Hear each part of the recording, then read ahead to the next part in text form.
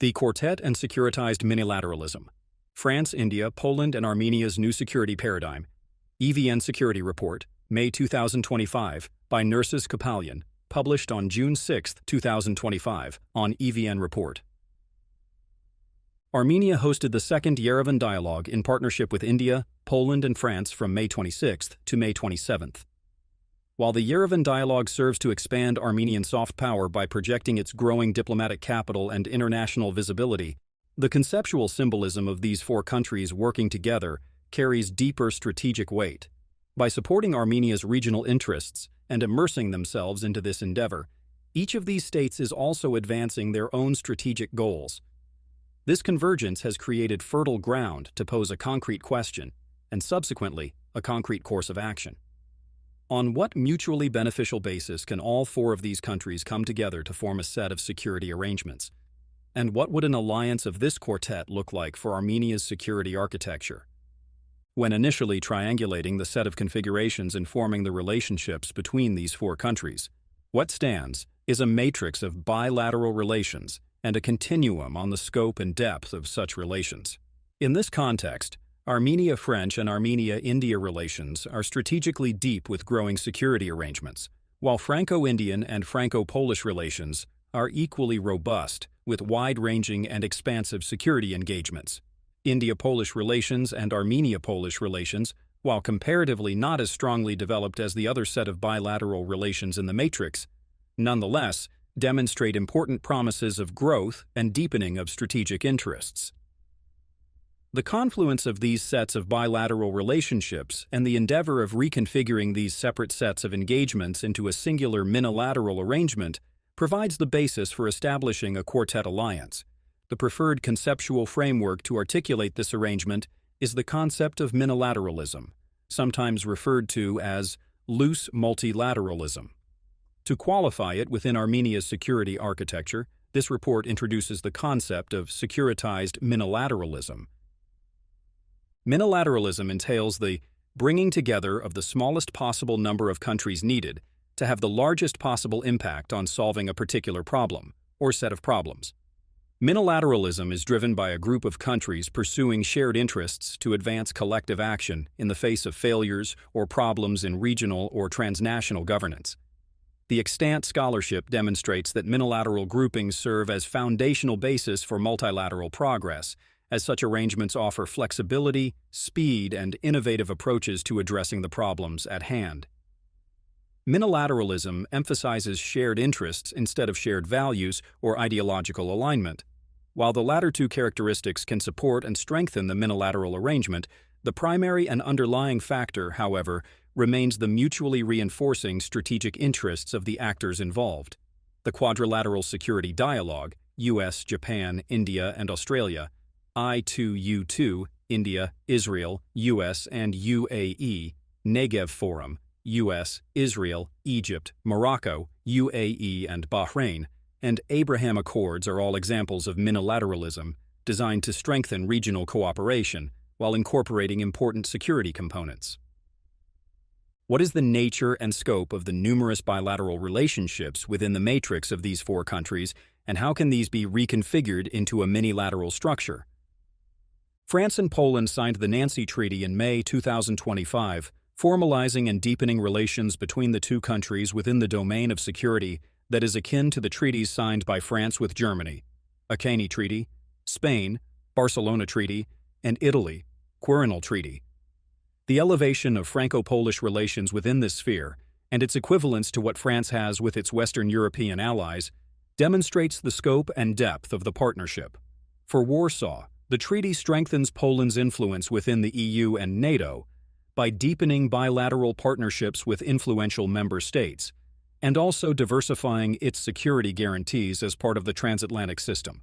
The Nancy Treaty expresses the intentions of both countries to strengthen European security through the need for Europe to take greater responsibility for its own defense and deterrence capabilities. The treaty also entails mutual security guarantees, with each side coming to the aid of the other in cases of aggression.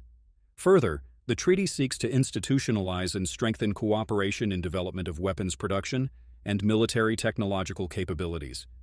In this totality, while both are members of NATO and the EU, The Nancy Treaty further deepens the integration of each country into the security architecture of the other. While Franco-Indian defense and technological cooperation have proven exceedingly fruitful for India's ability to develop an indigenous military-industrial complex, India-French relations, however, reached new heights with Prime Minister Modi's visit to Paris in February 2025, as the two countries reached agreements within their strategic partnership on defense, AI, nuclear energy, and Indo-Pacific cooperation.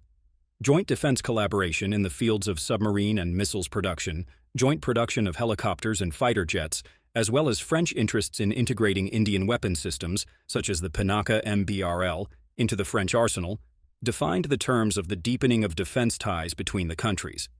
Both countries also have addressed the importance of collaborating on regional security matters, especially the India-Middle East-Europe Corridor, IMEC, as well as undertaking joint military exercises and strategic alignment in the Indo-Pacific, with specific intentions of containing China's growing interests in the region.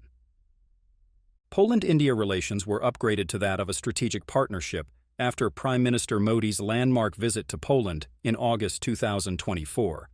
The developing relations between the two countries entails mutual interest in regional security cooperation, trade and investment, and strengthening cybersecurity. An important objective for Warsaw is to deepen its cooperation with India in the defense industry sector, noting India's rapid modernization of its armed forces and its methodical pivot away from Russia as its main weapons supplier. An important initiative between the two has been India's need, and Poland's ability and experience, to repair and refit Soviet-era equipment, thus supporting the speed of India's military modernization. Geopolitically, India's rivalry with China and America's competition with Beijing has situated India as an important partner for Washington, as well as Europe, in containing and mitigating China's regional and global ambitions. Poland, on the other hand, is positioned as the West's hub for operations in Ukraine, is the leading country on NATO's eastern flank, and plays a pivotal role in constructing a new architecture for European security. A synergy of interests between Warsaw and New Delhi, and the growing shifts in the global power configurations, such as Russia moving closer to China and India moving closer to the United States, are forming the foundations of a deeper alignment of interests between both states. Armenia-Polish relations in the post-Soviet period have been defined by deep cultural bonds, shared experience of Soviet subjugation, and growing alignment of interests between Poland's need to mitigate the threats posed by Russia, Armenia's pivot away from Russia, and the mutually reinforcing interests of both states within the Council of Europe, as well as Poland's support for Armenia's European trajectory. Poland's strategic interests in the South Caucasus remain commensurate with the interests of France and India. Similar to France, Warsaw supports Armenia's western pivot and future positioning within the transatlantic system, while understanding the importance of Armenia as a cornerstone of Euro-Atlantic strategic interests in the region. Its support of the European Observation Mission and the role of the European Union as a source of soft deterrence in the South Caucasus also aligns with both Armenia's and France's posturing in the region. Polish President Duda's visit to Armenia in November 2024 and Azerbaijan's visceral attacks against Warsaw, accusing it of engaging in aggravating and provocative behavior, demonstrated the growing trend in the alignment of Armenian-Polish interests. Poland's recent delegation to Armenia at the Deputy Foreign Minister level, which included meetings at both the Ministry of Foreign Affairs as well as the National Security Council, are intended to establish the foundations for the signing of some iteration of a military technical and military technological cooperation agreement. Noting the depth and scope of Armenia-India relations in the domain of defense cooperation, as well as the strength and magnitude of security collaboration between Armenia and France, these bilateral relations in the matrix remain self-evident and do not require elaboration. In this context, the confluence of India-France-Armenia security interests remains robustly aligned, while the integration of Poland's security interests in the region and the structuring of a securitized minilateral quartet allow for a consistent, cost-effective, and flexible expansion of the interests for all four actors.